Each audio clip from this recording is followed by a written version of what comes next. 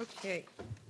Good evening. It is Tuesday, October 15th, 2024, and I'd like to welcome you all to the South Brunswick Board of Education meeting and to call the meeting to order. Please stand for the Pledge of Allegiance.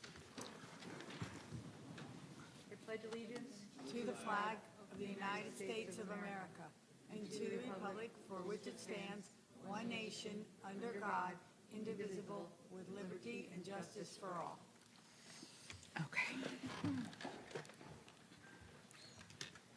Okay, I'd like to read the Statement of Advance Notice. The New Jersey Open Public Meeting Act of NJSA 10-4-6, also known as the Sunshine Law, was enacted to ensure the right of the public to have advance notice of and to attend the meetings of public bodies at which any business affecting their interest is discussed or acted upon. The primary purpose is for board members to discuss and vote on board business. In accordance with the provisions of this act, the board secretary has caused a notice of this meeting 48 hours prior, including date, time, location, to be posted in the South Brunswick Public Library in the board office, filed with the township clerk, and communicated to the Home News Tribune and Star Ledger. It is also posted on the district website. Mr. Porowski, may I please have roll call? Ms. Julie Ferrara. Present. Ms. Laura Hernandez. Here. Ms. Deepa Karthik. Here. Ms. Alicia Khan. Here. Mr. Raja Krishna. Yes. Mr. Mike Mitchell. Present. Mr. Barry Nathanson. Here. Dr. Smitha Raj. Here. Mrs. Lisa Rogers. Present. We have a quorum. Thank you, Mr. Porowski. May I have a motion and a second to approve the meeting agenda for this evening? I have a motion by Mr. Hernandez. Mr. Mitchell, second. All in favor? Any nays? Agenda has been approved. Next order of business is the minutes, board minutes. Mr. Porowski drafted the minutes, sent the draft of the minutes from the September 26, 2024. They were posted on the board portal. Are there any changes from any board member? Hearing none, we will approve, or the minutes are written and are approved as stand. Next is the report of the superintendent, Sumaira. I'm going to say it, wait a minute, Tuatia. Oh, I'm sorry, what did I do? No, report to the student superintendent. I have it, student representative. Did I say superintendent? I'm sorry. Congratulations on the promotion. Okay, let's try that again. Report of the student representative, Sumaira Tuatia. Thank you. Good evening, everyone. So starting off with some school news, our Wear Teals Spin the Wheel event was a success. So students had the opportunity to engage in fun activities and answer questions about prostate and ovarian cancer awareness. The class of 2024 had a great time at our annual senior sunrise on October 2nd, where blue bagels and senior shirts were distributed. Our neon glow game was on October 10th, and student council sold all of their blankets as well as $200 worth of merchandise. Also on October 10th, we held the Hall of Fame event at our high school. Our Hall of Fame induction ceremony took place on October 10th at South Brunswick High School. We congratulated Tara Lynn Burniston. She was on the bowling team. Nancy McDonald, who played tennis and volleyball. Valerie Harmon, who played field hockey, basketball, and softball. John Viato played football and track and field. Mohammed Sanu, who played football, track and field, and basketball. Marisa Liptak, she was on the gymnastics team. Danielle Padovano, who's on the basketball, volleyball, and track and field team. And Morgan Murray, who's on the cross country and indoor and outdoor track. Student Council attended the fall conference on October 8th for the New Jersey Association of Student Councils at TC&J.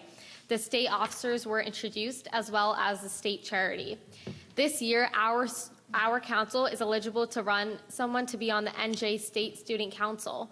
Interested STUCO members will attend an interest meeting at the conference, and interested student STUCO members attended an interest meeting at the conference, and there was an interview process to select who our council will run. Elections take place in January. Next week is our first Spirit Week for this year. Monday is Adam Sandler Day, Tuesday is Stunt Double Day, Wednesday is Wear Pink, Thursday is Class Color Day, and Friday is Black and Gold Glam Day.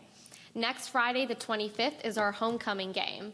Our theme for this year is Hollywood. Each grade is assigned a movie based on their class color. Class of 27 is Tangled, Class of 2026 is Spider-Man, and Class of 2025 is frozen. Make sure to show up and wear black and gold glam. Moving on to athletics. Girls volleyball hosted an incredible pink out game dedicated to supporting breast cancer awareness. With a fantastic turnout, they raised over $700, all of which will be donated directly to the American Cancer Society. Our SBHS girls soccer program participated in the 3rd annual Soccer for a Cause Festival in Metuchen on September 28th. The purpose of this event is to bring together girls soccer teams throughout our GMCs in a fun and competitive atmosphere to give back to the community. Out of 11 other programs, our program ended up donating the most money to the foundation, and we're honored with a plaque that will reside at SBHS until next year's festival. That's all I have for you tonight. Thank you, everyone, and enjoy the rest of your evening. Very good. Thank you so much. Appreciate the update. Did you say the homecoming game is Friday? Yes, next Friday. This Friday? Oh, next Friday. The 25th. The 25th. Thank you. I appreciate that. All right. Thank you so much for your update. Okay. The next on the agenda is report of the president. Just a couple things. Just on behalf of the Board of Education, would like to congratulate all of the Hall of Fame winners. Significant achievement, and we wish you all well. I know that a couple of the board members were there, and appreciate everything that the district administration did to make that a special celebration. So again, thank you, and again, congratulations on behalf of the board. Just a reminder to the board members, New Jersey School Boards is next week, and we will be attending Tuesday 10/22 to Thursday 10/24. We look forward to seeing you there. You each got a document, an envelope from Ms. Murphy regarding the expense reimbursement, so please don't forget to take that home with you this evening and submit that after the meeting. And that's it. So moving on. Next is the report of the superintendent, not the student representative, Mr. Feder. All right, welcome everyone. A few quick announcements, and then we have a few other people that will make some announcements. We had Anti-Violence Awareness Week begins in the 3rd Monday in October each year. Schools just observed this week by providing age-appropriate instruction to discuss methods for keeping schools safe. So this is something that all the schools engage with. Bobby, you talking about Ed Foundation, or are you talking about Thursday? Okay. I'm going to not talk about Thursday then, Bobby. I'll let you talk about Thursday. Last meeting, we had a discussion, and I shared the idea of having a safety council. We've since met in operations, and we're going to forego having a district safety council. What we are going to do is provide the community a full survey, a very wide berth survey, to find out where people stand on certain matters. From there, we'll take the survey, we'll analyze the survey, we'll report back out on the findings, as well as share where things fall under safety based upon the findings and the survey results. So we're going to be very transparent about what we do, but it's not going to include a group of people getting together to talk about safety. A bunch of reasons why we feel this is the best way to go, keep things, keep safety at the forefront of the district without having the committee, but letting the whole town and staff have an opportunity to share their thoughts and opinions and feelings about safety in the schools. So that's where we're going to go. Now, I want to make that announcement because I made a different announcement last meeting, and I want to clear that up. Now, in the back corner over here, we have a few people that showed up just randomly tonight. Thank you. And October is National Principals Month. Now, they're not all principals in there. But we have assistant principals, principals, supervisors. And I'd like to just thank everyone. Thank the principals and everyone. You guys do a killer job. It's awesome. Thank you. Yep.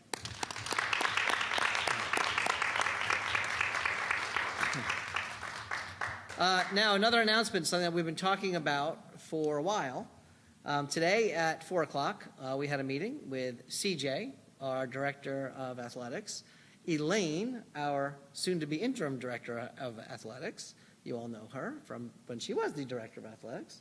Brian Redfield, our Supervisor of Buildings and Grounds, David, and myself. And we talked about the topic of cricket. So cricket is a desired thing to add to our school. And we, right now, are in the final development stages of adding cricket to be a club in South Brunswick starting this year during the cricket season around March, April through June.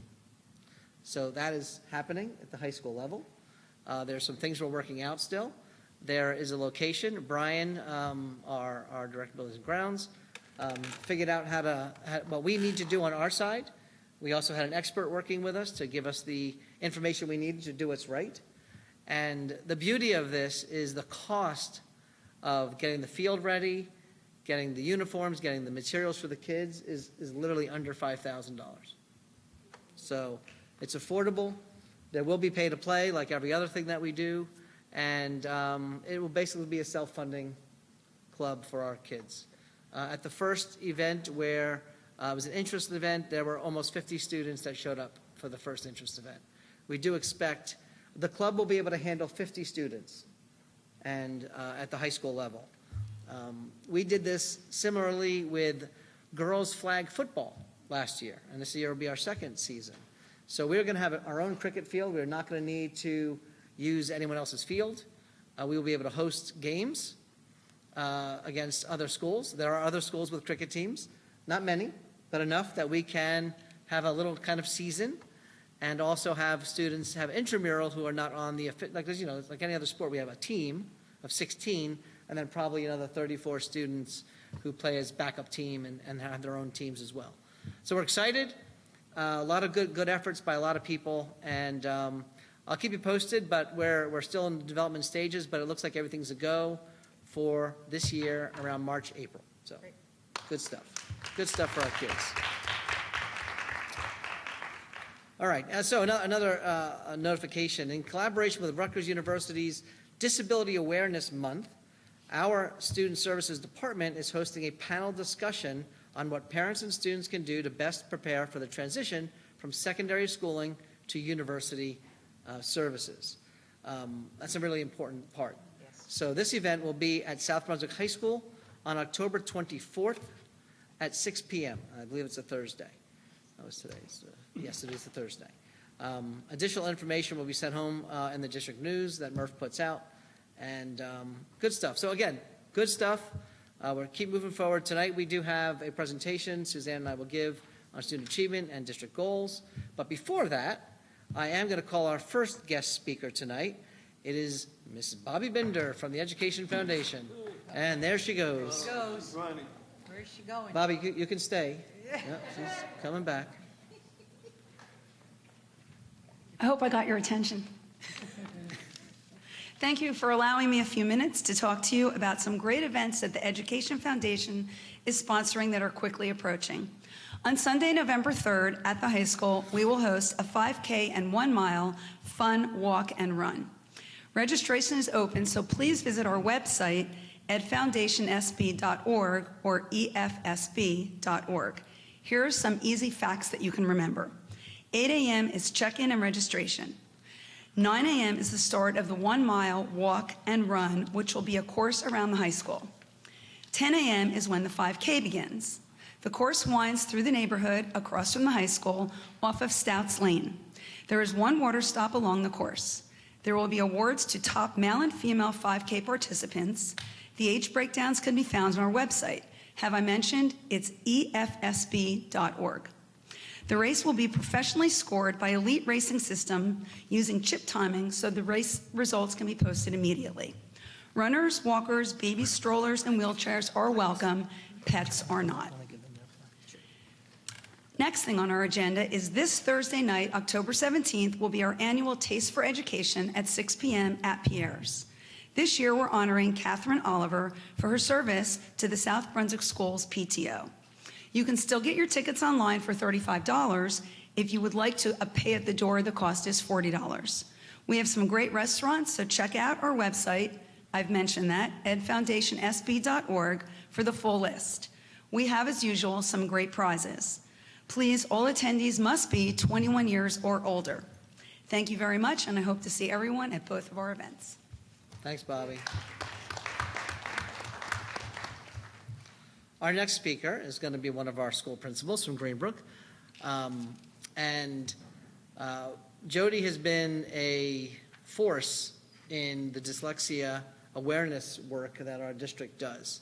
And Jody was willing to come up here and say a few words about that. If you're seeing everyone in red, that is the reason. And I'm a little afraid of Jody, so I wore red.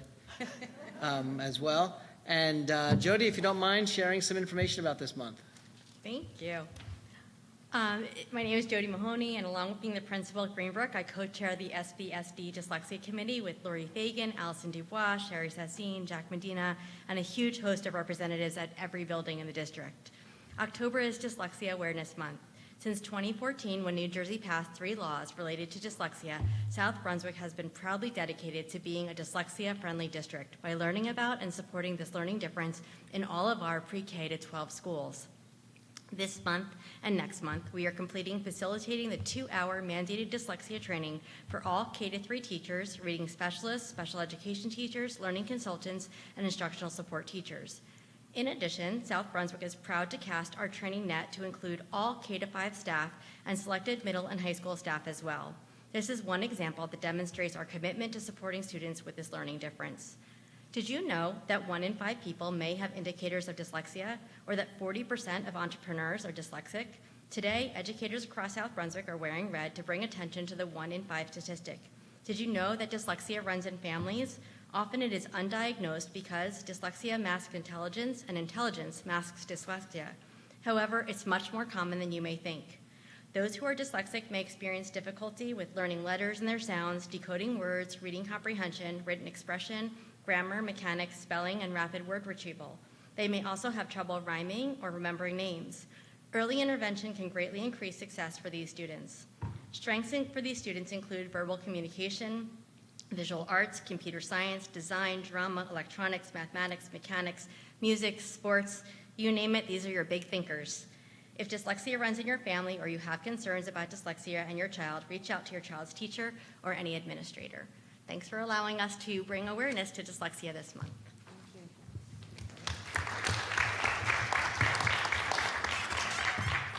My last part, I'm going to go to the podium for this one.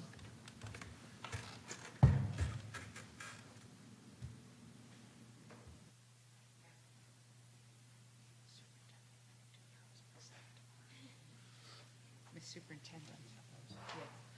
All right, so the last part of today is we have 3 guests with us tonight outside of all of the remainder of our guests. During the last year, if you've been watching board meetings, you've seen me do about 300 communications and presentations on budget. And for the last 6 years, the districts have been challenged by the S2 funding formula, and you've heard me say all this before. So I forget when it was, but I think it was maybe in June. I think I received a call from Roy Fryman and wanted to share some good news. So apparently when they do the budget, I don't know how the sausage is made on this. I don't need to know. But the bill did pass, as we know, and the board acted upon the bill, and we were able to save the district this year. The 3 people, Andrew Zwicker's not here, but his chief of staff, Kaylee Livornia, is here. Michelle Drulis and Roy Fryman, assemblymen and assemblywomen, fought for this district and all the other districts in this mode.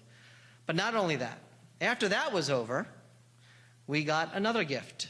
So on top of the bill, I know these 3 legislators and their chief of staffs and their whole staffs worked to help out districts as much as they possibly could. And so tonight, I got to know these people well over the last year, and a pleasure that I did, and true champions for schools. And yes, our school was a beneficiary, but true champions for schools. Next week during school boards, I'm doing a presentation for board members on the 2% cap and what that means for school districts. And it's going to put every district into a place where if something else is not done, every district will be in this boat at some point. And so I thank you. I thank you all very much. So we just want to, I'm going to call you up one by one if we could. Kaylee, if you can come up for Senator Zwicker and just take this. It's not quite worth as much as you did, but it's a beautiful thing. Kaylee, thanks so much. All right, thank you. Thank you.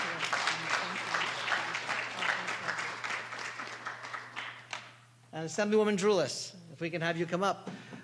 Again, champions for this district.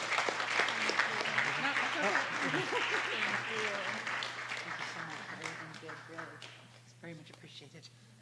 Now Roy's going to get a special shout out on this one. So the reason is another call I received was there's a point where the Assembly and the Senate get a chance to vote on bills. They vote.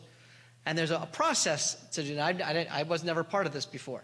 And the process is they all go to their location, and in their location there's buttons. One is a yes button, one's a no button. And when it comes to vote on the bill, a bill is presented, there's discussion if there's discussion, and then there is an opportunity for each person to vote. Well, when this particular bill came up, the bill that we've all benefited by, I got to press the button to vote. I got to press Roy's button. So that's a very interesting way to put it. And it was a pretty cool moment. And what happens is that green and red, I think, green and red come up, and green is good. And there's a lot of green. So that was really good. So because of what I did, when I pressed that button, we passed the bill. That's a story I'm going to stick with, Roy. Don't. So I'd like to invite Senator Roy Fryman up. Yes.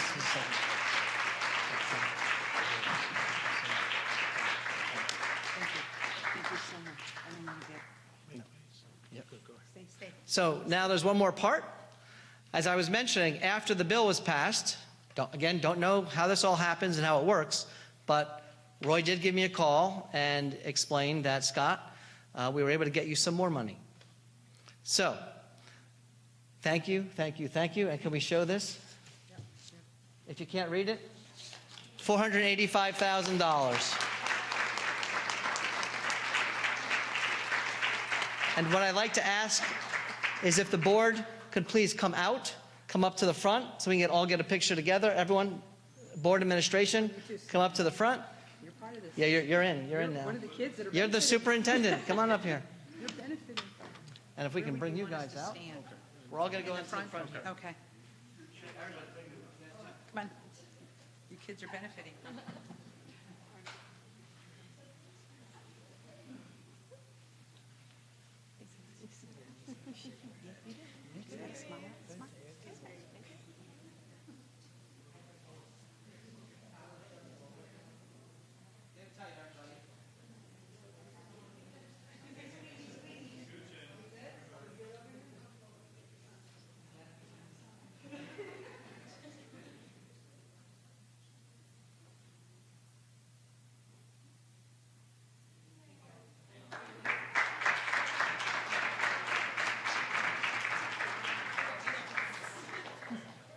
Very nice.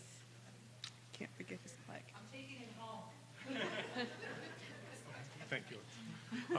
Sorry, he gave me the real one.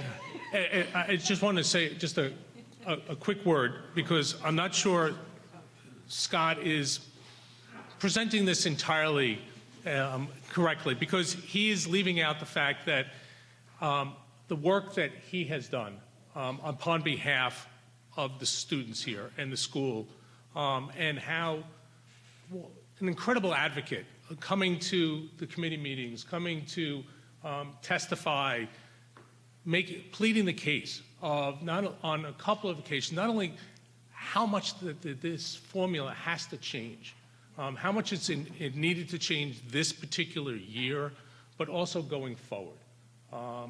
So we heard that message.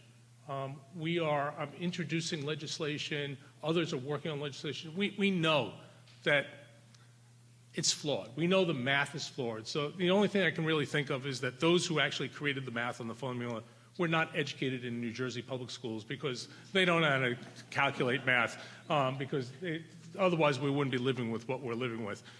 So we want to say, the Assemblywoman and I want to thank you and for your advocacy, because that's why we're able to do what we're doing here. So we applaud you.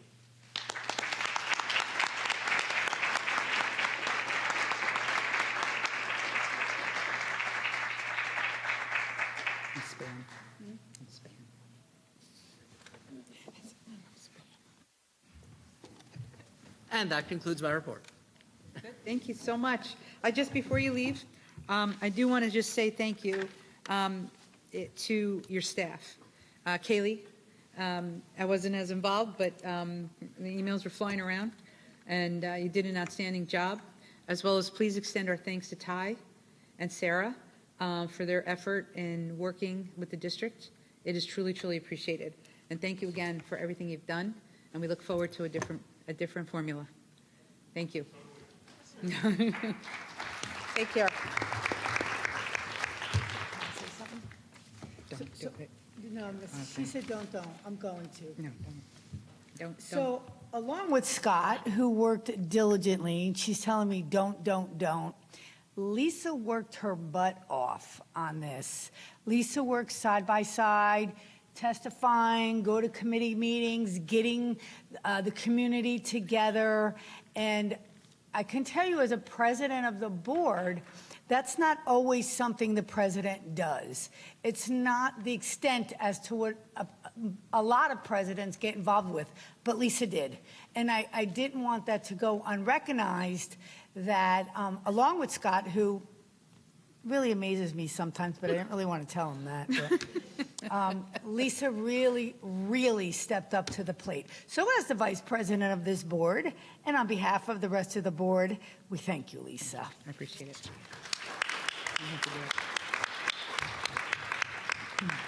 Thank you. It's a team effort. That was wonderful. Thank you, Scott. Appreciate it. I have just a quick question. I don't know if you can answer this now.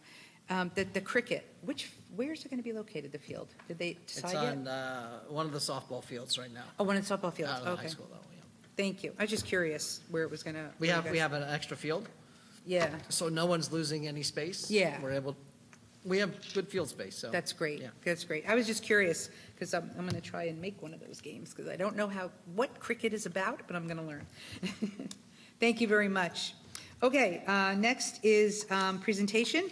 Mr. Fetter again on the way up, and Ms. Luckborn for the presentation on the district goals and the assessment results. Thank you.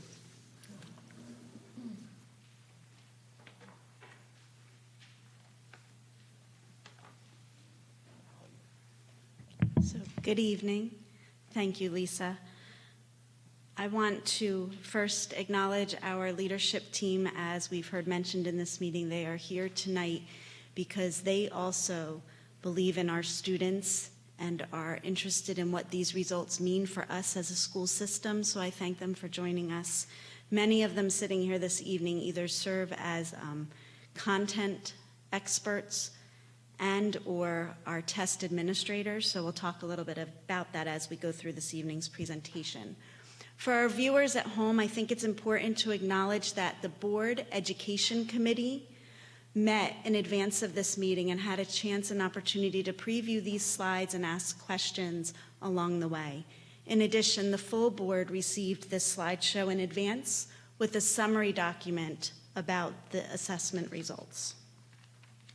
Annually, we're required as part of our CUSAC performance to report out on our spring student assessment results. And so that's what we are doing here this evening. Many of the slides you will see are designed with some of those requirements in mind. This quick slide shows you all of the standardized assessments that happen here in South Brunswick and in the state of New Jersey and what we will be reporting out on. The exception is the NJGPA, which is our graduation assessment. We reported out on that in August as we had our results at that time. So when we receive our information, I think it's important to note that there are some analytic challenges that come with standardized data. I think important to note is that it is one single data point taken during one period of year during the school year. It is difficult to use that one measure to really garner what a student is able or not able to do. So philosophically in our district, we use that as one of multiple measures when we talk about a student's profile. Another thing to note is that the state scores are not always provided on the same timeline that we receive district results. So today when we compare ourselves in some of those assessments to the state, it is because we do have that data And on the slides that we don't yet have that, I will point that out for all of you. The other thing I wanted to say is it's also difficult for South Brunswick to compare itself to the state of New Jersey because we are curious about how we perform up against our peers of same community demographics and same school sizes. That information isn't available as well. And finally, the special education data. In terms of its validity, one would question students who are needing additional support being held to their grade level standard when we are well aware that they're not there yet. And so that is one of the challenges we face when we look at the data produced by some of our special education learners. The first test that we'll talk about is the Access for ELL. It is our English language learners. Take note that this is referred to as multi-language learners as we move forward. I'd like to thank Thomas Decker, who is our supervisor of our ML program and our world language program. Tom, along with our multi-language learner teachers, are responsible for the educational program for those students, but also for administering the assessment. I think important to note, this assessment is administered between February and March of the school year. It is an online assessment. A little bit of writing is part of that as well. It measures a student's English language ability in listening, reading, writing, and speaking. This next slide is giving you a historical context of the number of students currently enrolled in that program, but also provides you a 2-year look back. I think you would like to know that you can see we have had an increase over time, and we also have seen that the large numbers of students are in the elementary program. So I think that's important to see how we are continuing to increase those numbers across all grade levels. This slide shows you, it was produced by Linkit. Linkit is our data warehouse and one of our online assessment platforms. But what I want to highlight here is that we often get the question of how long it may take a student when they arrive to exit the ELL program. And so I will say that one of the trends that has been identified is that over time, we've seen an increase in initial year students that are arriving with no English. If we put that student on an initial year level 1, the prediction is that it can take upwards of that 5th year before they show proficiency in the English language. And so you can see if they arrive with a level 2 knowledge of understanding, it's a little bit quicker. And if they come in with more of the English language, they reach proficiency quicker. I think important to know about our multi-language learners is it depends on the age at which they enter our country. It also is dependent on what their native language may be and whether or not they're coming to our country from a country where English was also part of the educational experience. So these are many different variables for our multi-language learners. The next slides are going to walk you through some of their achievement on those assessments I referenced. So there is a scale here, entering, emerging, developing, expanding, bridging, and reaching.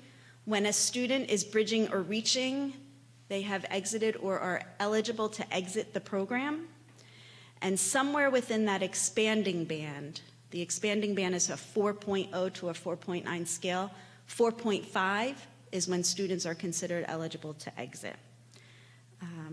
We've seen a 27% increase in the number of students since the 2020-2021 school year. And this is showing us their overall score. So remember I said there were 4 different content areas. It's composites of all of that, and this is their performance. And to just show you at the elementary, remember that was where the largest numbers of students are. You can see the percentage in each of those bands. Keeping in mind entering is that level 1. And the bridging is there at the other end of that, the 5 to 5.9. And the numbers are in the middle of that pie chart to show you. So we have a large number of our students in that developing band. And then this slide shows you 612, and you will see that we combined 612 because we are restricted in the numbers that we can publicly report out. We need to protect that number if it's so small, and so that's why you see 612 here. And again, you can see that we have almost 30% entering in those bands, and then we see the expanding again, about 30%, where some of them are on that track to exit the program. We also are required to report out not only on the overall score, but by race, and in a little while you'll see specific programs. On this particular slide, you will see the bar graph up top, and if you are someone that is really curious about the numbers, on the bottom you will see the categories and you will see the percentage as well as the number, so that you get an idea of the sample size group of those students. Many of the slides tonight will follow this exact model. Just giving you a minute to take a peek. You can see the percentages of students that are in that, again, expanding, but you can also see the range of the three race groups of Asian, Hispanic, and white. You will notice that Black is not listed on here, again, because the number was too small to publicly report.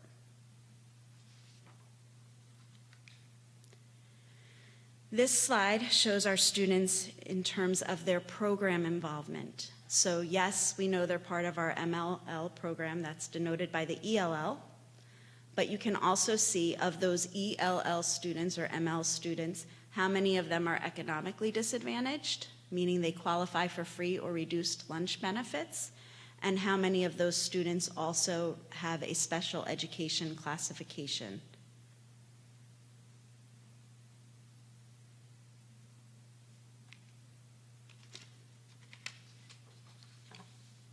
So this chart, the reason I chose to highlight this one is if you look at the 22-23 school year, which is on the left, and you look at the chart on the right, we are comparing the same students to themselves in terms of growth.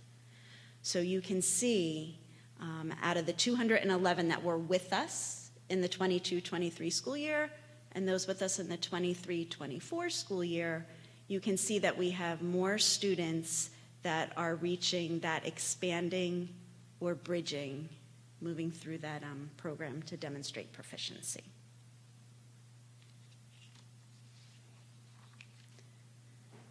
So another assessment administered to a small group of students is the Dynamic Learning Map Assessment, or DLM.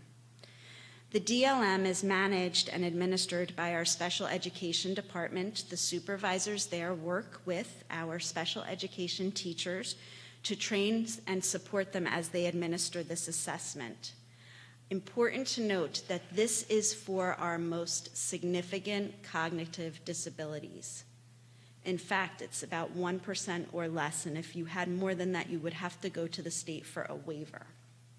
It is the alternative to the NJSLA for those students that are not able to participate in that test because of their abilities. Some key features of it is this assessment is standard-based. It's aligned with the NJSLA. It is the alternative. It is flexible and individual to meet the needs of that particular student. It is technology-based. And it focuses on the essential elements. And so I think important to note is that within our Student Services Department, they are working to align the grade level standards to the IEP goals for our special education students. I'm just going to report out. They are assessed in English language arts, mathematics, and science as well. Science is only for students in grades 5, 8, or 11. And you can see the results here: emerging, approaching the target, at the target, and advanced. Annually, we have about 50 students that participate if we're going to look back to this year and last year and then this year.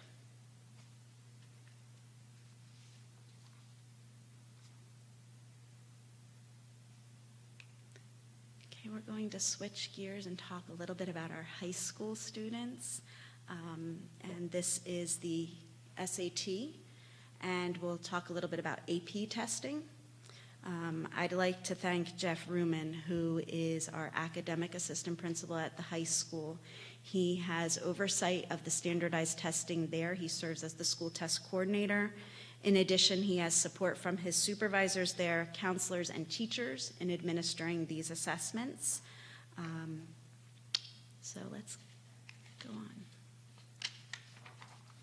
I think you are all familiar with the SAT, and I just want to acclimate you to what this slide shows us. It looks at the class of 22, 23, and 24, so you have 3 graduating classes. It is the best of their administration. Remember, a senior has an opportunity in their junior year or their senior year, so any of those test administrations, we have that score represented here, their highest. We also have the New Jersey corresponding classes, and we have the national. Remember, this is an assessment that is a national assessment, so we have an opportunity to see how we measure up against other students across the country. And so you can see the average score in the first column. The second one is our English and writing and reading. At the far right is your math. South Brunswick scores did go down in the 1 year there. You can see from I'm looking at 1258 to 1249. The national had an increase and the state had a decrease. Those are just some moments of what we might capture from this information here.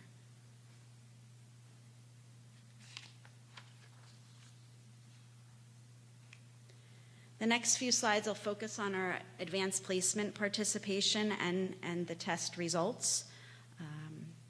We did have fewer students, as you can see here, 1,038 in the 23 year to 997. I would say we are also seeing some decreasing in our enrollment there as well. But proud to say that we have maintained 50% of our juniors or seniors participating in at least one. And you can see how many assessments were administered. We have a very rich offering of advanced placement courses here in South Brunswick. The next few slides will look very similar. We've chosen to display some of the most frequently taken assessments, which you'll see denoted example up top, statistics, 255 students in the 23 school year, 240 students in the 2024 school year. That is one of the areas where we have over time adjusted that prereq for that course. And then next to the number is the percent passing. So I'll give you a minute to just take a look at that. I guess another important thing for those of you that have been following our story related to opening up opportunity and access for students, we had lowered our prereq for more student access in the English language and comp, and we have also taken away prereq in the micro and macro economics to afford more students opportunities for those more rigorous courses. And with those shifts and with the numbers, we still continue to have an 89% overall pass rate for all of our exams. Passing is a 3, 4, or 5 on that assessment. This slide shows you, again, participation, and we broke it into some of those subject or core areas. You see the math and computer science, and then science. Just that side-by-side comparison. The environmental science down at the bottom shows an increase in the number of students taking that and also an increase in our percent passing. And that is also true of physics. Take a look at 174 to 213, a 90% to a 95% pass rate.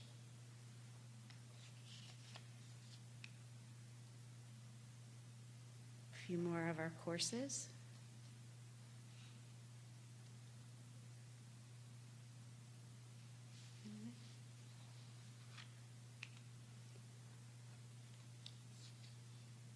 again, this really just illustrates how many opportunities our students have for that advanced placement programming. A new slide that Mr. Rubin was able to create for us is this one, which I think is just interesting to kind of show some of the success we have here in South Brunswick. So 2 years worth of data, 23 and 24 again.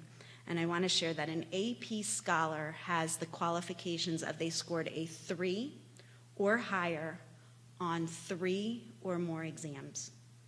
So of those 153 students, they took 3 or more exams and scored a 3 or higher. And the AP Scholar with honor, they need to have an average score of 3.25 on all of their AP exams that they have taken, and 3 or higher on 4 or more exams. And you can imagine that the distinction category is saved for students that have an average score of 3.5, 3 or higher, 5 or more AP exams. And so you can see that the average score of those scholars in the 2-year comparison. And I think important to note and celebrate that once again, for the 2024 school year, South Brunswick High School has made the AP Honor Roll with silver status.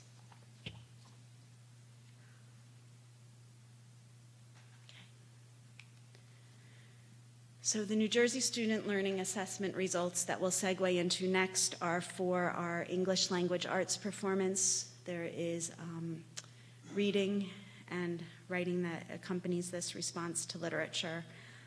I'd like to thank, there's a person behind the curtain that's instrumental, and that is Michael Moore out of my office, and he helps us to make sure that the data that is put into the system is ready for us to assess our kids. In addition, Jamie Bomer, our Director of Special Projects, serves as the district test coordinator. And in that role, she is moving for the entire month of the test administration, but also months in advance of that. And so she trains all of the school coordinators, she supports them, she monitors, she makes sure that the test is being administered with fidelity, and when there is an issue, she makes sure that she addresses that and works with the state on how to resolve any problems that come up. In addition, she works with our child study teams to make sure that all accommodations for students in our special education program get what they need to be most successful on a standardized measure like this. So this is just to show you the participation. We're required to show you how many students participated in the test. This graphic breaks down grades 3 through 9, and then all grades. Those are the grades that are tested in English language arts. And just on the far right shows you the difference. It shows you a little bit about how that enrollment has shifted over time.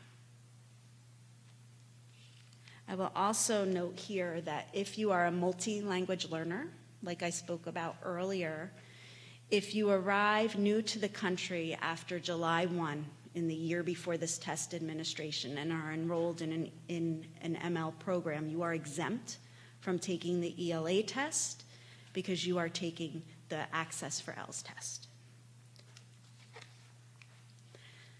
So again, this graphic here shows you our 3 grade levels at the elementary.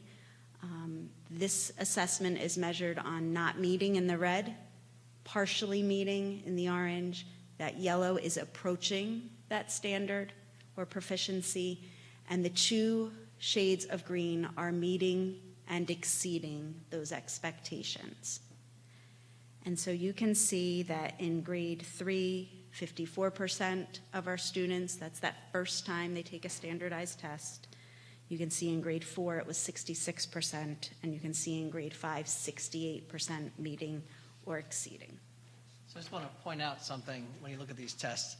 When I look at these results, I'm not impressed. I'm going to be honest with you. 68% kids passing, exceeding, or meeting in 5th grade. That's a problem. It sounds like it's a problem, right? Where are the other 32%? How do we have 32% of our kids not able to basically pass a basic level test? Now, what we don't have is we don't have how other districts that are like us scored. So I did a little investigating because my concern for this is this something South Brunswick is doing or not doing, or is there something else going on? Sure enough, in speaking with a district that is generally decently, significantly higher performing than our district, it doesn't look much different. So in other words, the test has to be a consideration into what these scores represent across the board. So, because again, 68% passing, and in third grade, 54% exceeding or meeting. All the rest of the kids are approaching. That sounds like things are not going well. And you heard Suzanne talk in the very beginning about this is one metric. It's one thing. The problem with standardized tests, at least in our state, is we don't have enough information about what this means. We need to know more. Are they doing, number one, are they doing an item analysis? Are they looking and saying, okay, just imagine how the state looks, right? So if we're at 68% pass rate in 5th grade, I bet the state's below 40% pass rate in the same grade. If they have a test that shows that 40% of your state is not passing the test, what are they doing with this test? Are they analyzing question by question to see which questions were not answered correctly?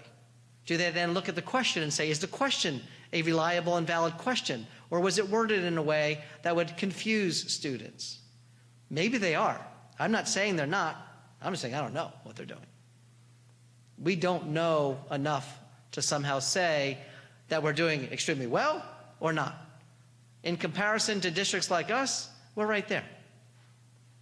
Yes. Also, these numbers also include all of our special ed students. It does. And all of our ESL multi-language learners. The ones that took the test, correct. Which is the vast majority, correct, of our special ed, unless they Unless they take the test before, which is the DLM. Right, which is much. It's a small group, correct. Okay, and unless you're a newcomer as an ML, you're taking these tests. And again, our special ed population in our district is slightly under 11%. The state average is slightly over 14%. So again, I look at these tests and I get like, oh, what are we doing? And then you have to realize, I'm not sure how to use these to make those determinations. So we really don't put all of our stock in these results. With that said, of course, like higher scores, but is that feasible, especially with the point that Laura just made? If you have special education students, and Suzanne pointed this out, special education students are generally, where's Laura? Laura, are you here? Elementary special education students about 2 years behind? It's kind of the program, and they're classified as a result of a disability that keeps them about 2 years behind or more? Well, those students are taking a test and then being asked to score on grade level. Exactly. How? Why would you expect that to be the case? So for all those reasons, we have to present this information, but really the reason I came standing up here is to make this point. And I'll let Suzanne finish. But it's really to say the results are the results. I'm not completely saying they're worthless results. They're not. We can look at individual kids and see what individual kids are doing. There's a lot of value by school and all of that. But in the aggregate, without information about every other district, at least there used to be something called district factor group where you'd get all the districts that are I's or GH's or J's. That's gone. We don't have any of that information. The state's not providing it. So just keep that in your minds as you go through this. And with that said, we score, pretty strongly in the state of New Jersey. And yet that's what you're seeing is like strong for the state of New Jersey on these same tests that they give every year. So, back to you. Thank you. And this follows that trend when you look at our students in 6, 7, 8. It is the same setup, same story. 6th grade, 79%, grade 7, 80%, and grade 8, 68%. We do have a few slides coming up that will show you the state numbers, actually. Here is our grade 9. Remember, grade 9 ELA is the last time they are formally assessed on the NJSLA. It is our 11th graders who take that graduation proficiency test, so the students have 1 year off. I want to orient you to this because this is a lot of percentages up here, but I want to share what's here. And this presentation board, you already have it, but we will make this available for the public to look at a little bit closer. But what we have here is the NJSLA ELA 2-year comparison, South Brunswick to the state of New Jersey. The ones with the lighter yellow column represents the 2024 test administration. The ones that are in that lighter yellow are South Brunswick, and to the right of that yellow is the state for that very same time. And where I'm going to focus us is actually on the next slide, because the next slide will show us those students, the percentages that met or exceeded. But to orient you, you will see this again in the area of mathematics when we get to that part of the presentation.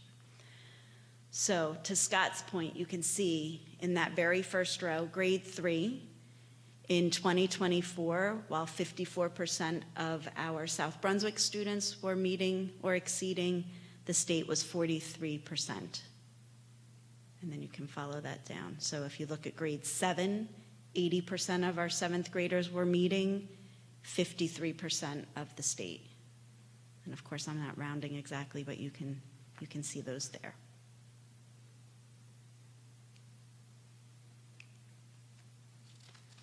Again, for the NJSLA ELA, we need to report out publicly on our race. You will see here that our number of Black was a large enough sample of grades 3 through 9 that we could report out on that, so that is an additional subgroup you're seeing here.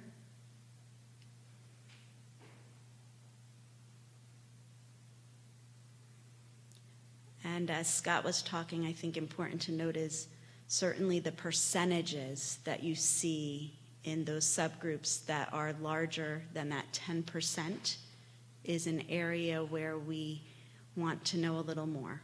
And so with the Linkit platform, when we run these reports, we actually, as a leadership team, have the ability to click that in the platform and immediately get the list of the names of who those students are, so that we can then overlay local measures and how they're performing within that classroom environment so that we may support those students.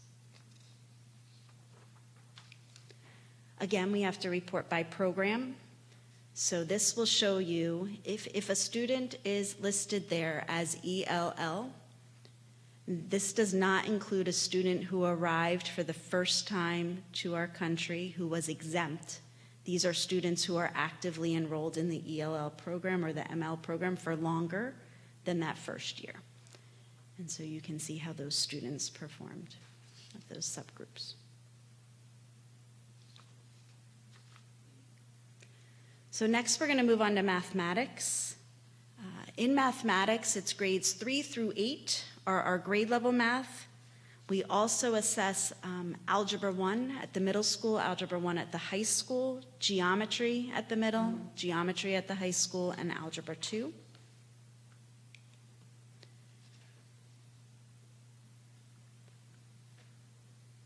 So I want to just note that the N size in grade 8 here, you start to see a smaller sample size when you think our cohorts are about 500, 600 students. You can see that this is lower because this is where we start to bring out our students who are taking Algebra 1.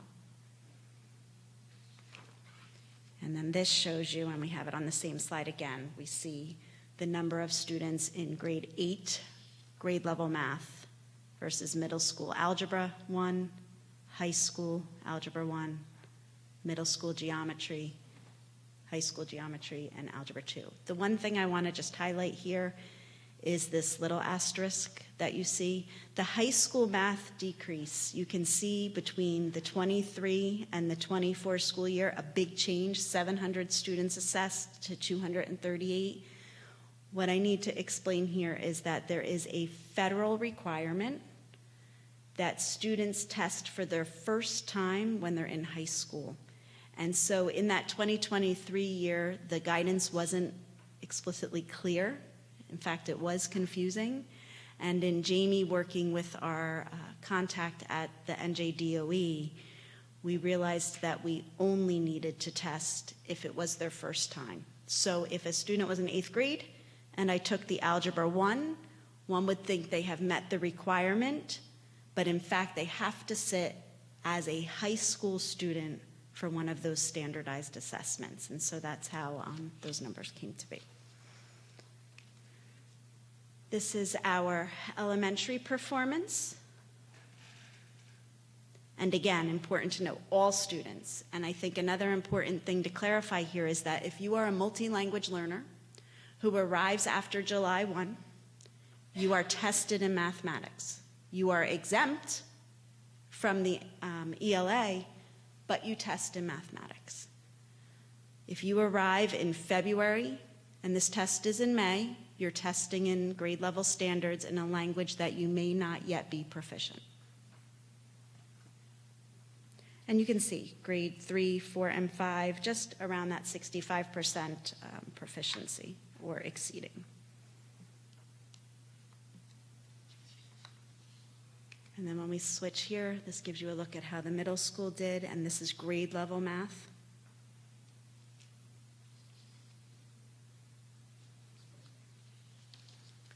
And your grade 8 shows you that these are the students who math may not always come easy to, right? These are our grade level students after we've taken out students who are ready for that Algebra 1 program. These will be the students that next year, when they sit as freshmen for the Algebra 1 at the high school level, you will see their scores denoted there.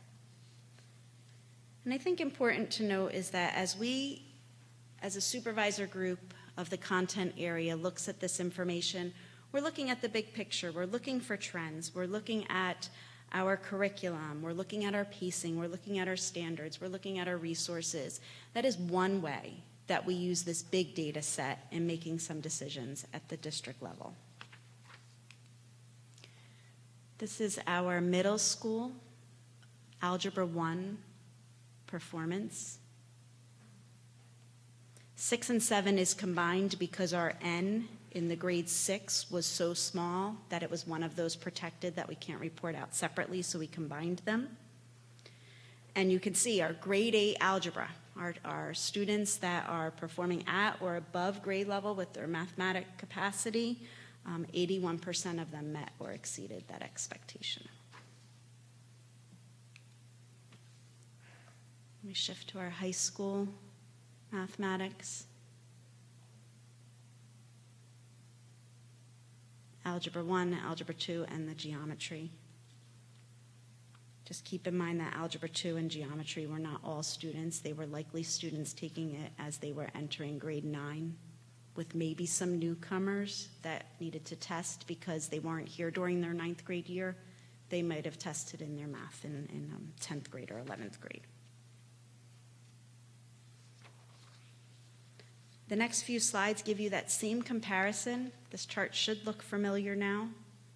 We're going to advance to this one so that we can see the far right, our levels 4 and 5 meeting and exceeding those expectations in comparison to the state of New Jersey.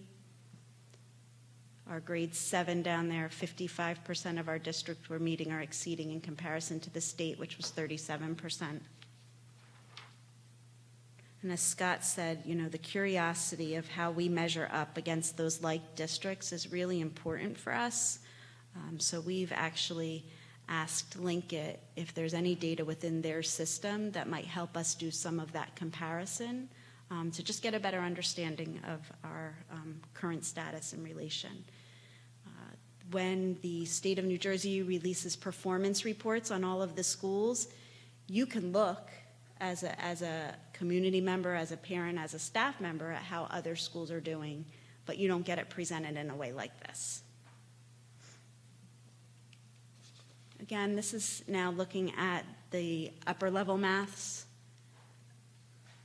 And again, that grade 8 showing that number of proficiency students.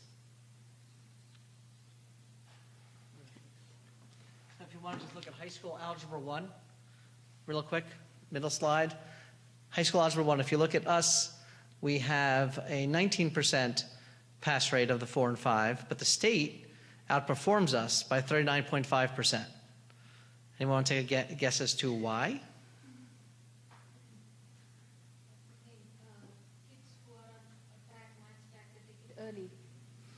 teachers find it difficult, maths difficult, take it at a later point. We open the door for more students to take it earlier. So our percentage of high school Algebra 1 students is going to be significantly lower in number and probably in their math skills than the state, because not every school district pushes the math Algebra 1 into the middle school level. So that's why that looks like an anomaly on that. Look with the middle school algebra 1, which exceeds the state average by a very wide margin. Right. It's more like it's companion numbers. We have to interpret it. It's very together. difficult to use the data. The same follows when you go to high school geometry for the same exact reason. High school geometry, the state, we have a lot of kids who take, I think it was 160 students. Aparna, where are you? Is that about right, 160 students? 160 students who take geometry before high school. If you put those same students into high school, those are your strongest math students. They're not considered in those numbers. When you look at the other numbers, we have almost no students in Algebra 2 in the middle school. We have a few given in the year, but that's more realistic to what you see. So that number on this particular page is probably the most realistic number in comparison, would be the Algebra 2 number, to show the difference between the state and South Brunswick. Yes. Yes. And if there are students with IEPs. IEPs as well. Just shows you all math, so any of the math assessments, grade 3 math, all the way up to that high school battery of assessments. This is all students, and we can see our breakdown again by our race. These were the ones with the number that was large enough for us to report out.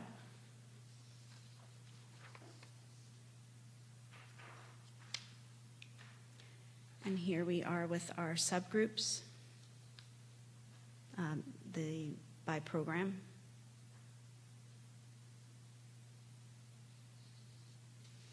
I think it's also important to note that if you have a student who is economically disadvantaged, they are represented in that row.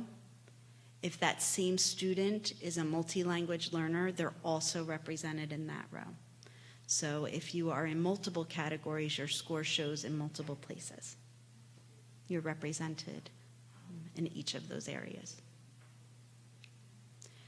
So the NJSLA science, as I mentioned earlier when I was talking about the DLM, is administered to students in grade 5, 8, and 11. It is kind of like that capstone of each level's programming.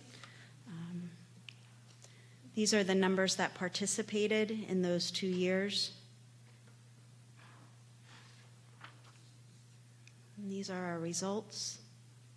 The scale is a little different here. You can see red is below proficiency. It's a 4-point scale below proficiency, near proficiency. Green, the lime green, is proficient, and advanced is that darker green. And I will share that on this slide you see that in grade 5, 48% were proficient or advanced proficient. I did some research and found what's not on this slide is that the state of New Jersey was 29% for grade 5 in comparison to our 48. For grade 8, 40% for South Brunswick and New Jersey was 21%. And grade 11 was 46%. And for the state of New Jersey, it was 28%. So just to put some context, the state was somewhere in those 20s, almost 30%, and we were between that 40 and 50% of our performance here. This breaks it down by our race.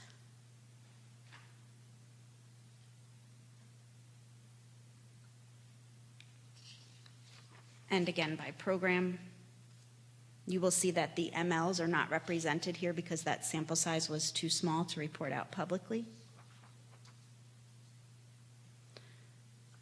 So throughout the presentation, we've alluded to some of the things we do with the information that we get and how we might use that as a system, but the next few slides show us a little more detail. So in regard to our programs and strategies used, certainly when we have students that we see in the red, as you see here, that are not meeting those standards, We look to individualize their program in some way and target instruction to meet their unique needs. Sometimes when we have a group of students with a similar need, we will cluster those students together to provide some support.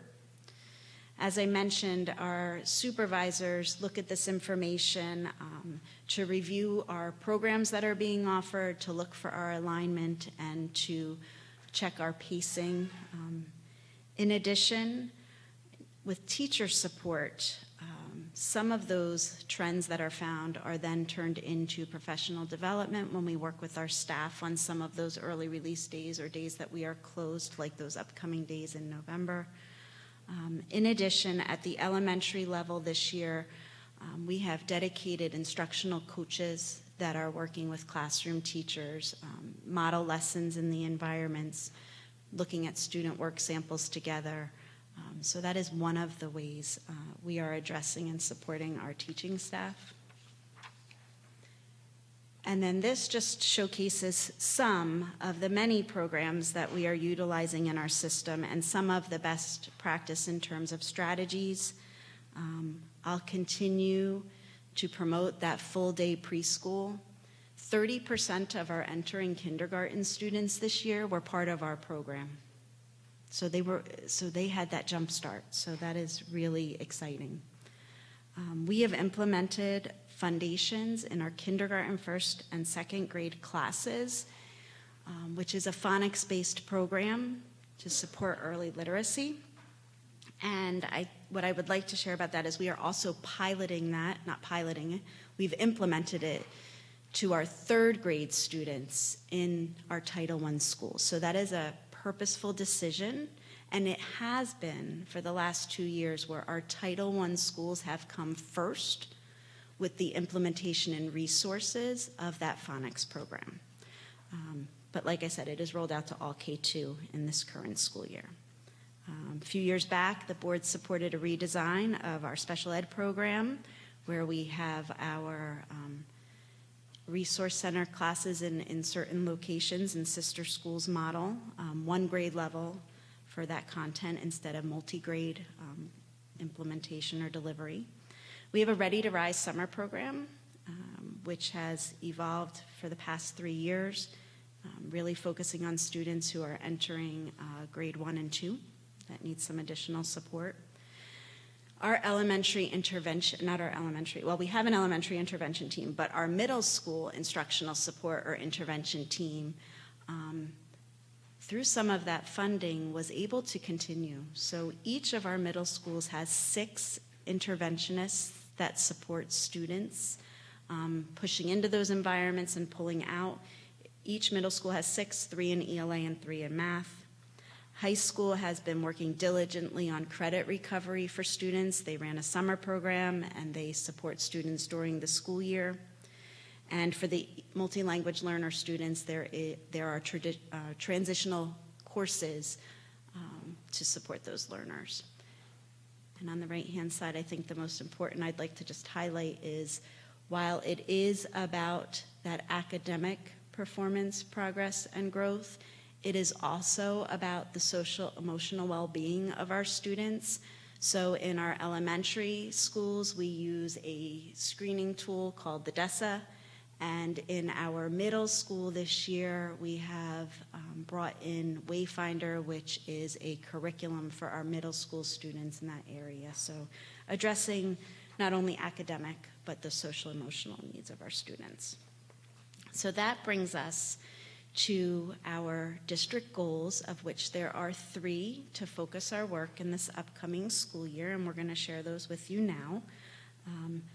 Many of the headings will be familiar to you, board, and to the public. So the first being safety and security. And in the superintendent's report, you heard him speak. Scott referenced that we will be sending a survey out to our stakeholders. We will be analyzing those results and reporting back out. And the second part of that goal is an audit of our student codes of conduct. So to our parents watching at home, annually you're asked to acknowledge receipt of the student code of conduct, that really is our expected behaviors of our students here in our different levels. And in addition, it shares the consequences or remedial steps that we will take when a student needs some extra time in learning some of those routines and procedures. So we'll be doing an audit of that. And I think important also to note is that the integrity violations, recognizing that a trend has been an uptick, mostly in our secondary level, but it's not that far off from our elementary, some of our upper elementaries as well. And so it's the appropriate use of AI, artificial intelligence. It is cell phones, good, bad, distracting, and social media. So that will be another part of the work related to this goal. The next goal is the fiscal responsibility goal. And so that will, while in the short term, we know that we're in an okay place for this school year, that is continued efforts are needed in that area. So the first part of this is, we've talked about this before, we'll be rolling out in the next couple of weeks a plan to study the elementary school configuration. As you know, right now, we are a K-5 district with preschool sprinkled into some of the K-5s, as well as the Dayton Dean's building representing all preschool. The study, and this is an important distinction, the study does not mean a change. It could mean a change. The study means to evaluate our current system and ask the big question, is what we're doing the best we could be doing for kids, period. That's the first question. The fiscal side of that, of course, plays a factor, because if you don't have the money, you can't do the best things for kids if you can't afford to do them. But at the end of the day, that's going to be rolling out shortly. You'll hear more about that. The community will hear more about that, and we'll be broaching this as the year goes on. The advocacy, as you heard, I didn't share, but Kaylee from Senator Zwicker's office did share. I did receive a draft bill, about 3 weeks ago. The draft bill focuses on a change to the actual formula, adjustments to the formula. We had a meeting about that bill. We made recommendations. We did invite Kaylee to come because she's been working hard on this. We had the Education Law Center. We had NJASA. We have people that really know the formula well. And we made a series of recommendations to a draft bill by Senator Gopal out of Monmouth County. And Kaylee shared with me tonight that that bill will hopefully be dropping by the end of November. Now, that's good timing, because that means if something's going to happen, it could happen actually in time. If you remember last year, it did not happen in time. And anything that was going to happen took forever. The important distinction about this particular bill versus the last bill, this bill has nothing to do with taxes. This bill is about the formula, not about taxing. So if the formula gets fixed, that would be the best of all worlds, right? Is if the formula is predictable. Like for years, and you guys might forget this, maybe the people have been here long enough, for years the state aid did not change. It was $24 million-ish for like forever. And then as the 2018 came in with the S2 implementation and kablooey, right? So this bill is designed with guardrails to not allow that kind of damage to occur. Where it will land, no one knows, but that's what's going on. We'll be part of that advocacy as well. And of course, we're going to continue to have to adopt balanced budget. It's kind of a basic, thing that we do. So. And then the final goal is disproportionality. And so, I'm hopeful that as you looked at the data that was shared tonight, you did see red in some of the subgroups related to race. You saw red in some of the programs, the multi-language learners, our special education population. So our work can't stop in that area. And so we will continue to work with those specific subgroups on what we're doing to help them meet the standard and those benchmarks. In addition, we will be implementing, you see there, it's a comprehensive coordinated early intervening services plan. I know that's a lot, so CCEIS. The premise of that is that if you've been following some conversations and our story, you know that South Brunswick was cited for some of our disproportionality, meaning that you were maybe 300 times more likely, if you were a student of a specific race, to be classified. If you are a student of a particular subgroup, you might be 200 times more likely to be suspended by being removed from the school day, out of school suspension. If you are a specific race, you might be more likely to receive a particular classification in special education. And so we are very aware of those as a district, and are working to lessen that so that we don't have disproportionality. And so we have a plan that we needed to submit to the state. Rafael Morales partnered with me. He helped to create that plan. And one of the things included in that plan is rebranding our intervention and referral services, which is a way that we support students and teachers within our system. So there is a lot of work happening in that area this year. And for those of you that are really versed in multi-tiered systems of supports, it has to do with the tiers of intervention and how we support students. And so there is a tier 1, which happens in our classroom settings through the work of our curriculum and best instructional practices, and you continue through those tiers depending on what your needs are. And so a tier 2 might be more intense in the type of intervention you receive, and you may be pulled out for periods of time in that subject area where you need help.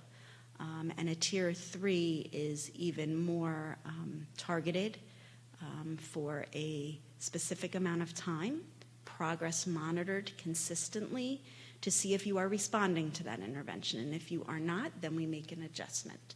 And so those are the types of interventions that happen all the time in our settings. And so we will be looking at those tiers and how we are using those to support our students. And finally, universal screeners are really important to this work. It is that baseline look of how a student is doing and being able to identify students that may be in need or at risk of additional interventions or services. And so that is part of the work that's under this disproportionality goal. So once again, many of these slides were done with the help of Linkit. So we are grateful for that resource that we have in district to allow us to really go deep with data, and we are excited to have that resource. That concludes our presentation. I know that many of you had emailed me questions and had them answered, and we had that one forum, but I'm sure tonight might have sparked a few more. So if there are any questions.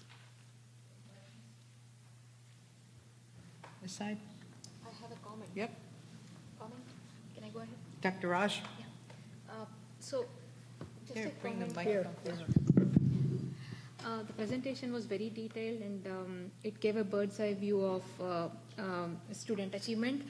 One thing that caught my eye is the pattern, even though individual points of data might not make sense in themselves, but the pattern, wherever data was available, the district was outperforming the state, and that speaks, to me, that speaks volumes, especially because we are operating in a budgetary constrained environment for a long time. It's been, the budget has been a problem for years now. And despite that, the pattern is that we've been consistently outperforming the state in many of those metrics that was presented today. So we hear a lot of insinuations, in the public. So I really urge everybody to go through this presentation and keep this thought in mind that all this has been happening in an environment where, budget has always been a challenge. Thank you. And just one thing that occurred to me as I was listening. The state standardized test, y'all know where I feel about that. When was the test actually given? May. In May. So the students had an extra month and a half of learning? Yes, there was a time when the NJSLA started as early as March, but it is As now March, moved that's to where May. I was going, not May.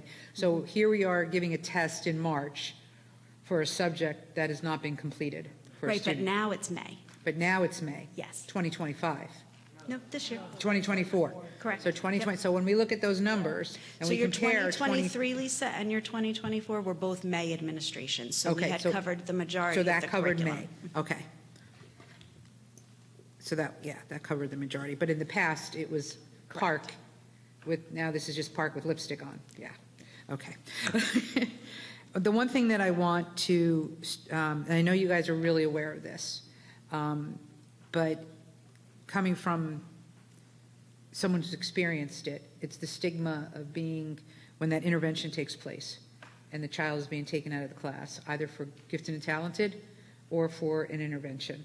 I know that the teachers are very, very aware of that, and I just want to acknowledge that it's extremely important because a child that is being pulled out, either gifted or talented or not gifted and talented and needs intervention, sometimes carries that stigma within the classroom, outside of the classroom. So I just urge everyone to be aware of that, so the child is not impacted either way, actually.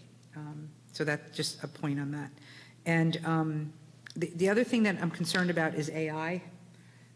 And I know you have it up there, and I think a lot of it has to do, and I don't know if there's an answer to this, that you guys are the experts, but one of the concerns that I have is that there's so much pressure on kids today to do well from their families, that the family environment needs to understand that AI is not the answer. I don't know how we get that across, because I don't want kids to feel that that's what they need to depend on to pass a class, to please parents. So I don't know what to do there. I don't know, not that I know what to do, but I don't know what the answer is, other than trying to get the community to understand that it's important for kids to learn, and it's not just about a test, and it's not just about an exam, and it's not just about an essay, to try to get that essay perfect. So I just ask the administration to consider how can we communicate to parents how to properly use AI.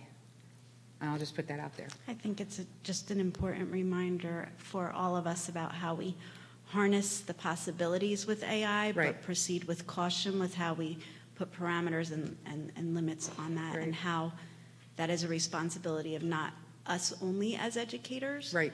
but what the parents' responsibility is, and how we can help educate all on how we can best use this tool Right. that's continuing to advance at a rapid pace. Right, technology is so far ahead of us.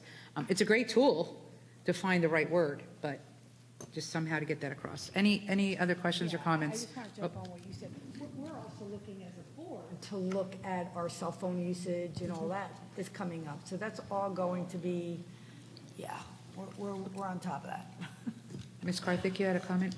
Yeah, I just had a question on the last slide that you had shown on disproportionality.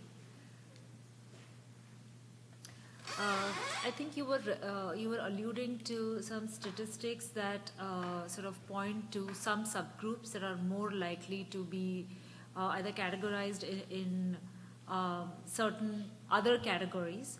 I was just curious to understand that study. Is there a study that you're referring to for that statistics, or what is that data?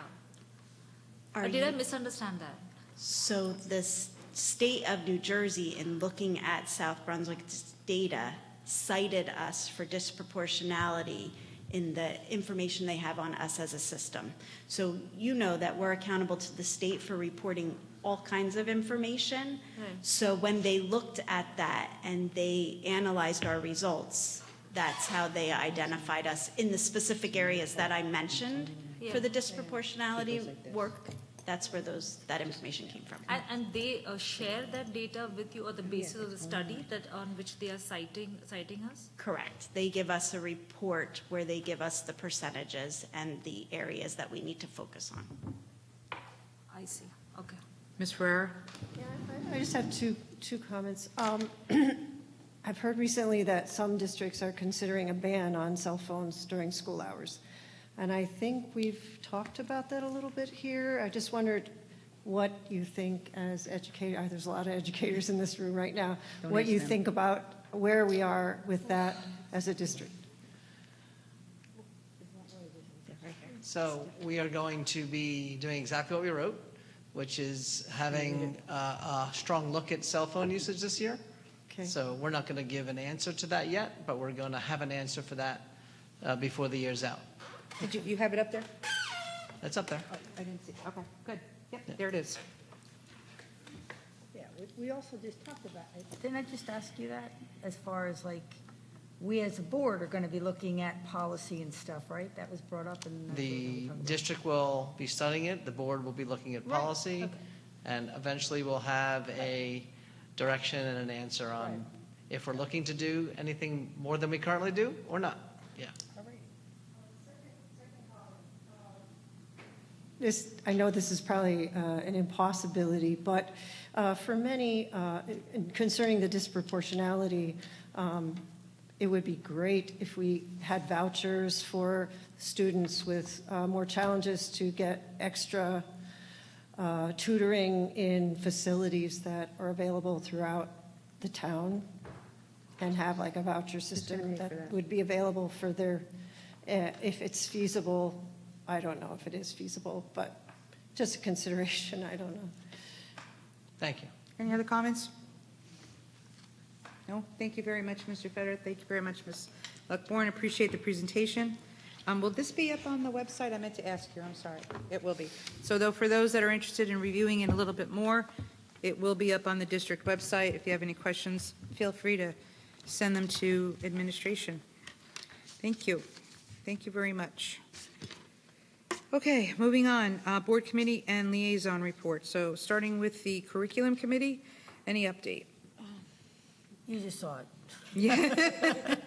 But you had That's what a that- meeting, so can't. We did not meet since we went over this.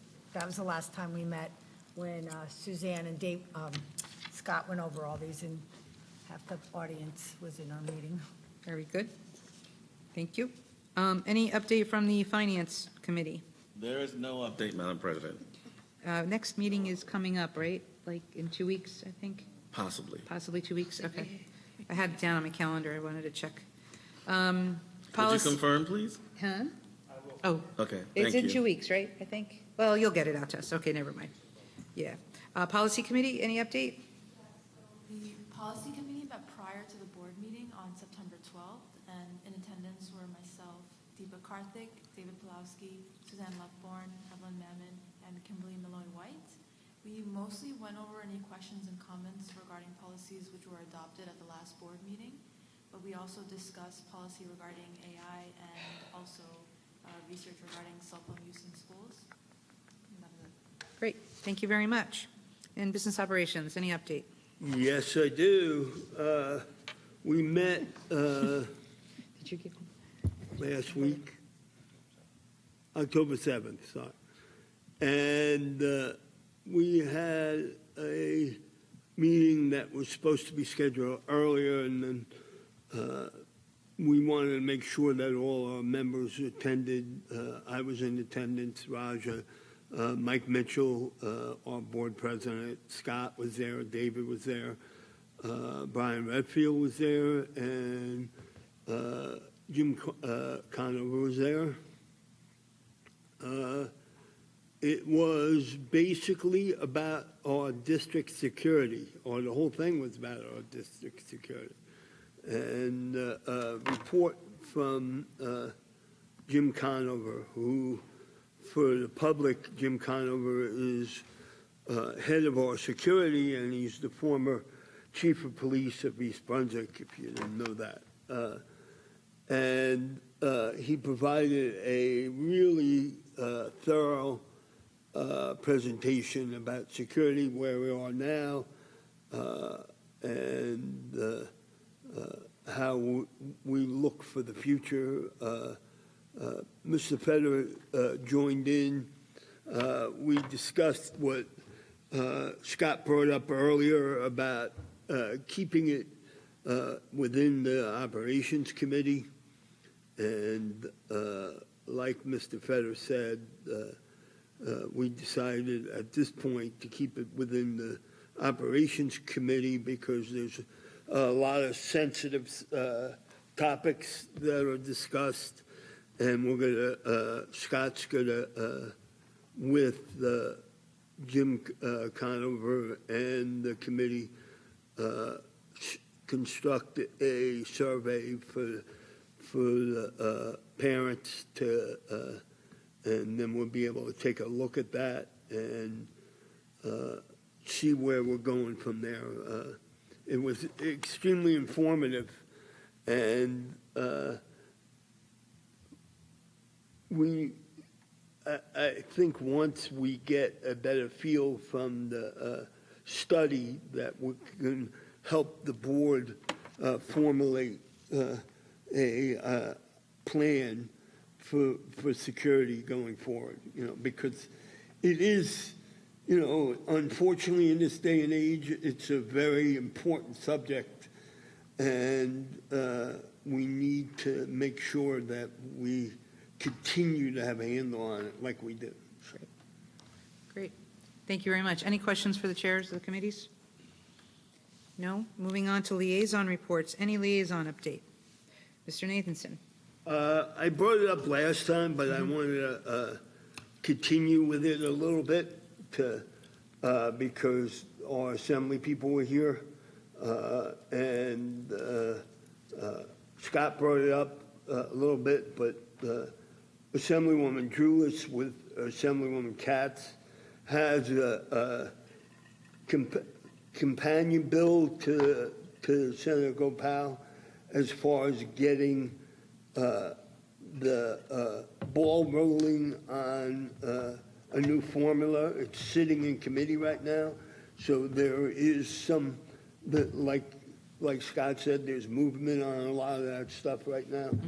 And both of them were really, especially Assemblyman Fryman, he was really passionate about a lot of subjects that are near and dear to our hearts as far as money is concerned. And they brought up consolidation, and, Senator Gopal hit on it, but there are a lot of drawbacks to consolidation too, which some districts that already have tried it were members there, because we had, for the first time in a while, we were, every so often we get together in Trenton. This was live in Trenton, and it was like almost every district was there. So we got to hear from some of the districts that within the last couple of years have consolidated and stuff. And they also have got involved in township deals with some of these new projects where they give them tax deals and stuff. And it ends up basically, saying it nicely, screw the school districts because they don't get the benefit of the full amount of money going to the taxes. So there was a lot of things, and the assemblyman was really responsive in saying that, he's working on a lot of that stuff right now. So the reason I brought it up again, because, and Lisa and I have gone to a lot of them. On Wednesday is the legislative session in Atlantic City. Senator Gopal is back this year. Last year he wasn't there because he was running in a contested district, and he stayed in his home district. He's going to be there. The majority leader is back again. She's back. And the two Republicans that are normally there, Senator Scallion, and I forget the assemblyman's name. So it's usually a very good session, and it's well attended, and you get your questions in. And if you don't get your questions in, you just follow Lisa straight up why she's asking the questions after the session. So, it's an important session. If you don't go to anything else, That's a good session. that's the one you should go to. Besides Scott's session on S2. Correct, besides Scott. Thank you. Anybody else? Any other Okay. Wednesday is the legislative session. Wednesday's I think it's in the morning. Thank you. Scott said. No, I know, I don't know yet. Thank you. Any questions for Barry? Mr. Nathanson, any other updates on liaison reports? Go ahead, Mr. Mitchell. Yes, we know that many of our schools had their back-to-school nights, so compliments to all of you. Obviously, I couldn't be to all of them, but specifically to the ones I was able to attend at Dayton, Principal Plummer, and Principal Capes and her illustrious administrative staff at South. You did a wonderful job. I appreciate you. And parents were just enormous in numbers, especially at South. They were parking all over the lawn and everything. I mean, it was just a big deal. And so I'm really happy about our community, our education community, and how we take education seriously. And I'm quite sure, I wasn't there, I don't know who went to high schools, but I'm quite sure theirs was just as intense. Because typically at the high school level, parental involvement lessons. But I don't know if that's true here. Because I've been to too many programs at the high school level where High school hallways were crowded. yeah, it's you better get there early. That's all I have to say. But kudos to all of you and the job you've done, to the teachers, to every student. Some of the students showed up. Some of the students helped out. I know for a fact at South, they showed up and they helped out. So, thank you so much, and continue to do what you do. And happy Principals Month. Thank you. That's my report. Very good. And I just have two things. I had an opportunity to visit Macio's at the high school cafeteria. And I got to tell you, I've got pictures. I'll send them out to the team. They have done a phenomenal job. So Mr. Pulaski and Mr. Fetter, thank you for opening that RFP. Please pass on our thanks to them. I have heard nothing but great things coming from, actually, I happened to talk to one of the staff members. We were just chatting during the 9th grade lunch, but I happened to see the 9th grade lunch, and they did a beautiful job. So thanks to Macio's. Also to Ms. Plummer, thank you. I also went to the Dean's preschool back to school night, and I got a chance to sit in on one of the classes. And I got to tell you, if our preschoolers are going to be amazing. As soon as you walk in, it's bright, it's cheery, it's so bright that the first thing you do is smile. So if there's ever an open house for our preschool, I would recommend everybody attend. What I found fascinating was Tools of the Mind, the curriculum. If you have a chance, any parent interested, go online, check out Tools of the Mind. It is a fascinating curriculum, and I learned a lot. And I look forward to seeing what our preschoolers are going to deliver. And thank you again to the staff there. They did a great job. And thank you to everyone that hosted back to school nights on behalf of the board, every single principal, vice principal, staff member. Thank you for your work and your effort to produce a phenomenal back to school night at every school. Thank you. Anybody else? I just want to know from the elementary teacher, principals, how's your food? Can't ask that question. No. Yeah, I know, I don't expect No an answers. Because I just, and They're- I know it's the going high well. school is amazing and the middle schools are Yeah, amazing. You can, if you want to have an opportunity, you can go see it. Okay. It's very good. It's it's same as high school. All right, moving on. Public comments. All right. You just want to say something? Oh, I'm sorry. I thought you were going to say something. Okay. I'm trying. The Board of Education recognizes the value of public comment on educational issues and the importance of allowing members of the public to express themselves on school matters of community interest. Complete copies of Policy 0167, which cover this portion of the meeting, are available to the public at the auditorium entrance, online, or by contacting the board office. To permit the fair and orderly expression of comments, we ask that participants be recognized by the presiding officer and preface comments by announcing his or her name, place of residence, and group affiliation if appropriate. And also complete the sign-in sheet Please print legibly, or we may be unable to document your name per the permanent record. Each statement made by a participant shall be limited to 3 minutes. No participant may speak more than once on the same topic. Mr. Pawlowski will indicate when you have 15 minutes remaining. All statements should be directed to the presiding officer. No participant may address or question board members. It is our plan to listen to each member of the public. Once all questions and comments from all members of the public are made, the Board of Education may respond via email in the most timely and efficient manner available. All questions and comments will be noted. Mr. Pawlowski, do we have anybody that registered for public comments? One. No, we do not. Is there anybody in the audience that would like to make a public comment on the agenda items only? Seeing none, we will close that portion of the public comment.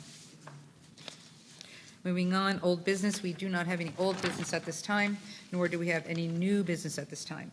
Next will be the order of business will be the consent agenda review by Mr. Pawlowski. Mr. Pawlowski, please. So tonight's agenda is pretty quick. We have a bills list, a Unified Champion Schools grant. We are doing a bunch of statement of assurances, assuring the state that we went through the process of each of those motions, item 1 through 4 through 1-8. We have a travel-related reimbursement expenses. We're approving student field trips. I'd like to get a real quick, Mrs. Rogers, a motion and a second to approve a South Brunswick High School Computer Science Club trip to New Providence for November 19th, which is before the next board meeting. If I could get a motion and a I have second. a motion for Mr. Mitchell, motion. Dr. Raj, second. All in favor? Any nays? I'll Motion add that to the list. approved. We have a displaced student tuition contracts and some out-of-district placement approvals. We have some contract for transportation, a few sidebars, and your personnel. That's your consent agenda. Any questions for Mr. Pawlowski? None. May I have a motion and a second for consent agenda of October 15th? I'll move it. Mr. Nathanson, move. Ms. Dr. Raj, second. All in favor? Roll call. Oh, darn it. Here we go. Roll call, please. Sorry, I caught myself. Roll call, please, Mr. Julie Pawlowski. Farrar, Mrs. Julie Farrar, Accept? Mrs. Laura Hernandez, Yes. Ms. Deepa Karthik, Ms. Alicia Khan, Yes. Mr. Mike Mitchell, Yes. Mr. Roger Krishna, Yes. Mr. Barry Nathanson, Yes. Dr. Smitha Raj, Mrs. Lisa Rogers. Yes. Motion carries. Thank you. Consent agenda has been approved. Thank you so much. Next is the public comment, second opportunity for public comments of any type. This is the second opportunity for the public to comment on any matter. Mr. Pawlowski, do we have any members of the public who pre-registered? No. Are there any members of the audience that would like to make a public comment on any matter? Seeing none, that will close the second opportunity for public comments. Please note, our next scheduled Board of Education meeting is set for November 21. May I have a motion and a second to adjourn? Motion by Ms. Hernandez. Second, please. Who's seconding? I can't see. Oh, Ms. Khan, second. Sorry, Ms. Khan did. All in favor? Any nays? Thank you, South Brunswick. Have a great evening.